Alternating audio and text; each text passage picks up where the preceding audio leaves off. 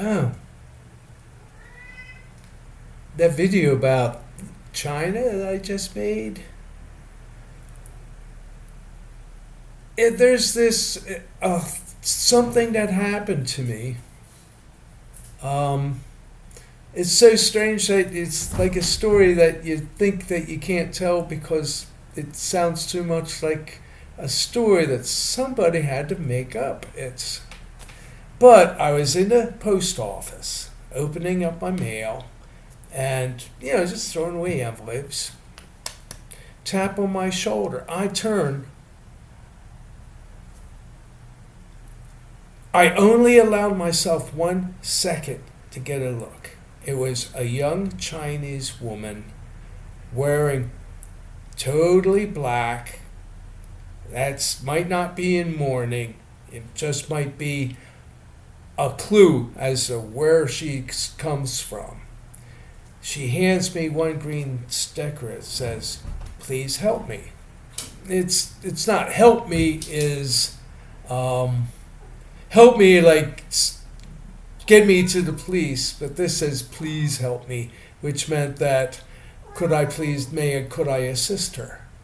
And then yes, oh yeah, you use very basic English. It goes, yes, I will help you, and hands me another thing, and it's a checklist in English, and this is checked off. This thing thinks police clearance ID for, and I look around, green card application. So yeah, she was scurrying around getting green card stuff done. So, or that was her excuse. I only had a second to look at her, and why did she pick me? Go back. Oh, guess when this happened? It's January 2020. Does that ring a bell? I meet this Chinese girl, and the next thing I do, I turn on the car radio, and they're talking about a bug that's going around. That's a coincidence. It couldn't mean anything. She had nothing to do with that. But I went, okay, Taiwan intelligence, mainland intelligence, who did I piss off? So, or just an evaluation. I did some Chinese friendly things back then. And so they might be going, is this guy on the level? Let's take a look. And a look is all they need. It's one, do I have any plans against China? A malicious intent. What would I do if a Chinese agent were to just get right up in my face and look into my eyes? What would she see?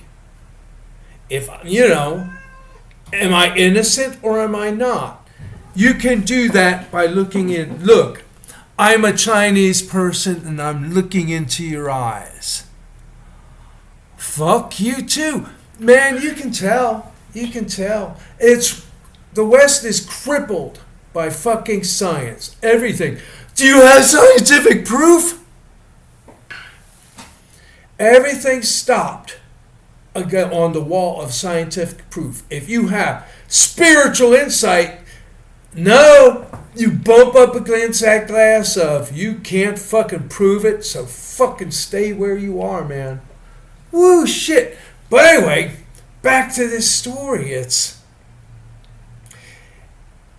If she's intelligence, if she's looking at me, like I said, she had a good second to look at me. But no matter who the hell's intelligence agent she was from, she'd also want to know whether I know about their culture or not.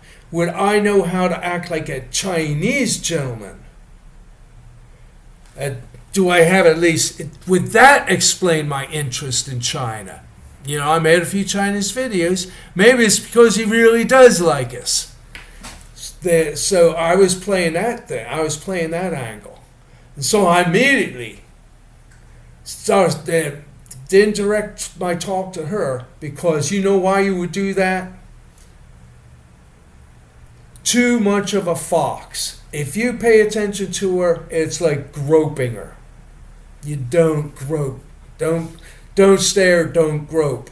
In China, the rules are a little bit stricter. If you're a gentleman. I mean, yeah, Chinese men are pigs, but the gentlemen are still gentlemen, and gentlemen all over the world have their codes. I went to college. Anyway, I knew I had to impress her, so I was just checking my mail, so open the bag and sweep all that shit into the bag, and it's the police station. She's pointing across to the building next door, so it's over there. I don't know where it is, but I'm going to lead her, or I'm going to be her man until she finds it. I'm her slave. I get the door for her. She goes through. I lay it on thick. I'm also thinking, what if she's not a spy, but what if she's, I'm spiritually really advanced, and I'm thinking, what if she's a friggin' shaman sorceress from China, and she just decided to check me out because she knows what's going to happen in the future for me. She wanted to go, oh, this man of destiny, what does he look like? Wrong voice, but I don't have a Chinese voice. So I have that reason to impress her. Like, she might be remembering this. She might be savoring this shit. And so usually I would stop to let traffic go by. Not this time. I stepped out in front of a bus for her, man.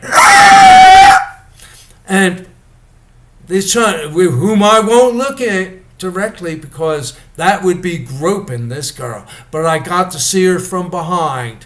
And those were the good old days, right?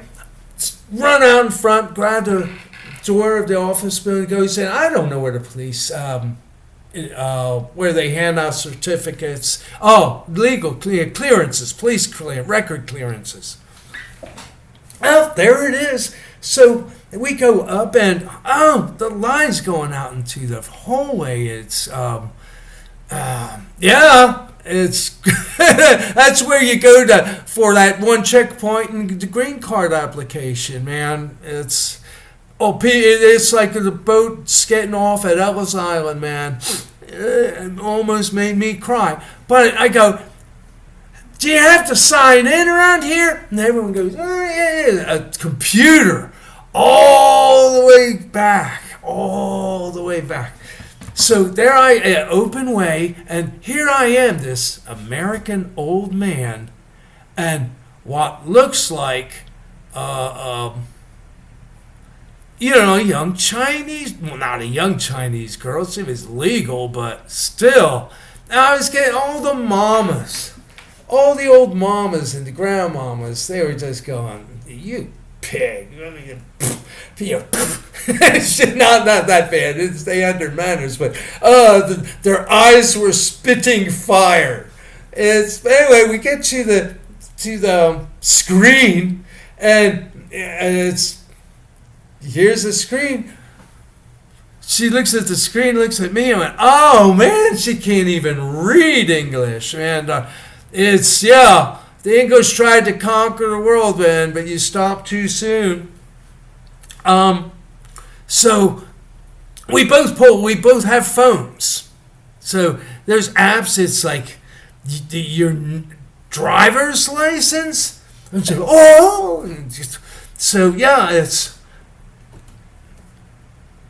Miss Wong. Now I'm back to thinking she's the agent again, because Wong, I looked it up later, and it's the most common name in China.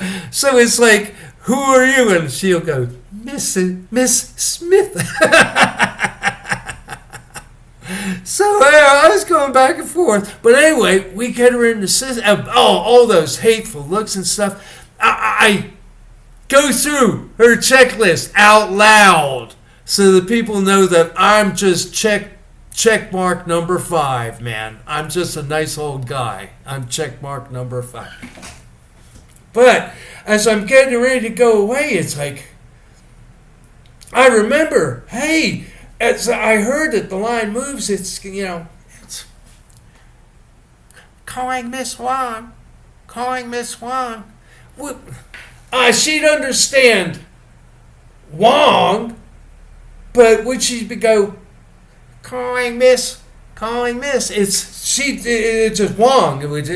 So I was a little bit nervous, so I went, calling Miss Wong, and she looks at me funny, which wasn't like, she, yeah, I gotcha.